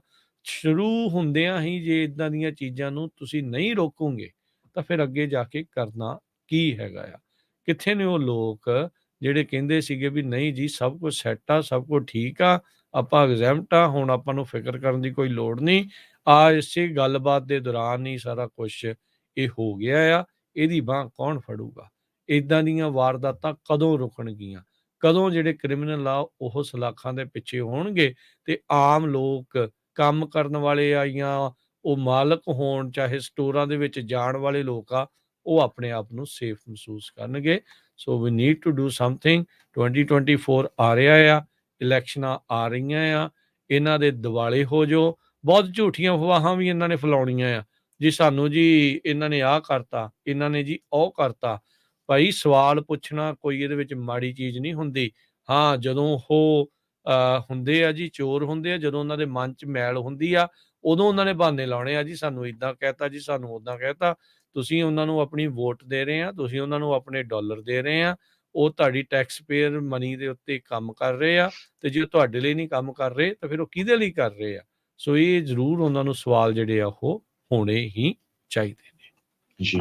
ਤੇ ਸਾਡਾ ਖਬਰਾਂ ਦਾ ਸਮਾਂ ਵੀ ਸਮਾਪਤੀ ਹੈ, ਤੇ ਜਾਂਦੇ ਜਾਂਦੇ ਜੋ ਸੈਕਰਾਮੈਂਟੋ ਏਰੀਏ 'ਚ ਆਪਣੇ ਸਰੋਤੇ ਹੈਗੇ ਆ, ਜੋ SV 553 ਬਿੱਲ, ਉਹਦੀਆਂ ਸਾਰੀਆਂ ਜੋ ਅਫਵਾਹਾਂ ਆ, ਉਹ ਹੁਣ ਤੁਹਾਨੂੰ ਸਾਰਿਆਂ ਨੂੰ ਕਲੀਅਰ ਹੀ ਹੋ ਗਿਆ ਤੇ ਕੀ ਉਹਦੇ ਵਿੱਚੋਂ ਰਿਮੂਵ ਕੀਤਾ ਗਿਆ ਆ ਤੇ ਕੀ ਕਿੰਨਾ ਕੁ ਉਹਨੇ ਅਸਰ ਕਰਨਾ ਹੈਗਾ ਛੋਟੇ ਬਿਜ਼ਨੈਸਿਸ ਨੂੰ।